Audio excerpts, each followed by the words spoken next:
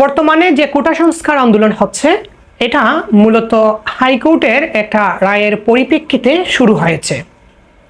আর এই রায়টা মূলত হয়েছিল সরকারের বিপক্ষে। সরকার এই রায়টা মেনে নেয় নাই। এই রায়ের বিপক্ষে সরকার আপিল পর্যন্ত করেছে। সরকার এই রায়ের বিপক্ষে আপিল করেছে আর আন্দোলনকারীরা এই রায়ের বিপক্ষে আন্দোলন করতেছে।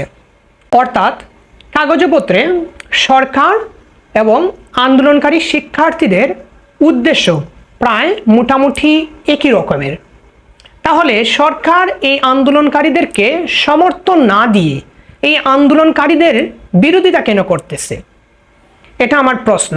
এখন আপনারা যারা আইন বুঝেন তারা বলতে পারেন, সরকার যদি আন্দোলনকারীদের পক্ষ অবলম্বন করে তাহলে এখানে সাবজুডিস ম্যাটারটা চলে আসে। আর আমরা তো এর আগেও দেখেছি এই হাইকোর্টের রায়ের বিরুদ্ধেই শাহবাগে আন্দোলন হয়েছিল। এই আন্দোলনে সরকারের দায়িত্বশীল মন্ত্রীরা পর্যন্ত যুক্ত হয়েছিলেন এবং এই আন্দোলনের ফলে অ্যাপিলেট ডিভিশনে হাইকোর্টের জাজমেন্টটা পরিবর্তনও হয়েছিল। তখন তো সাবজুডিসের প্রশ্নটা আসে নাই। আচ্ছা যাক, এখন প্রশ্ন হচ্ছে এই যে চলমান আন্দোলন, এই আন্দোলনটা কোন দিকে যাচ্ছে বা এই আন্দোলনের ভবিষ্যৎ কি? এই আন্দোলনের ভবিষ্যৎ মূলত চারটা পক্ষের উপরে নির্ভর করে। প্রথমত এই যে সাধারণ শিক্ষার্থী যারা আন্দোলন করছে তাদের উপরে নির্ভর করে। দ্বিতীয়ত মুক্তিযোদ্ধা সন্তানরা বা তাদের সন্তানের সন্তানেরা। আর তৃতীয়ত আমাদের সরকার। আর ফাইনালি হচ্ছে আমাদের মহামান্য আদালত। এখানে আপনারা দেখবেন এক পক্ষ আর এক পক্ষকে সংবিধান দেখাচ্ছে। আর সংবিধান আমাদেরকে কি দেখাচ্ছে? আন্দোলনকারী শিক্ষার্থীদের দাবি সরকারি নিয়োগের ক্ষেত্রে সমতা রাখতে হবে।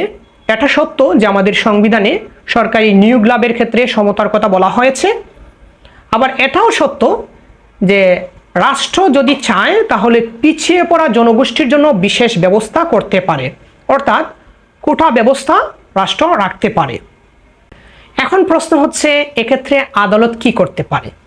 রাষ্ট্র বা সরকার যদি কারোর জন্য কোটা ব্যবস্থা রাখে, আদালত এই ক্ষেত্রে দেখতে পারে যে যার জন্য কোটা ব্যবস্থাটা রাখা হয়েছে সে আসলেই পিছিয়ে পড়া মানুষ কিনা। আবার আদালত এটাও দেখতে পারে যার জন্য কোটা ব্যবস্থা রাখা দরকার, সরকার যদি তার জন্য কোটা ব্যবস্থা না রাখে তাহলে আদালত এই পিছিয়ে পড়া মানুষের জন্য বা এই পিছিয়ে পড়া জনগোষ্ঠীর জন্য কোটা ব্যবস্থা রাখার ডিরেকশন সরকারকে দিতে পারে। এখন যাদের জন্য কোটা ব্যবস্থা রাখার কথা বলা হচ্ছে বা যাদের জন্য কোটা ব্যবস্থা রাখা হবে তারা কি আসলেই পিছিয়ে পড়া?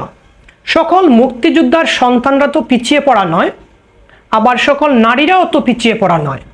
এখানে যেসব মুক্তিযোদ্ধার সন্তানরা বা নাতি নাতনিরা আসলেই পিছিয়ে পড়া তাদের জন্য আলাদা একটা তালিকা করতে পারেন এবং এই যারা পিছিয়ে পড়া মুক্তিযোদ্ধার সন্তানরা বা তাদের নাতি নাতনিরা এদের জন্য কোটা ব্যবস্থাটা রাখা যেতে পারে।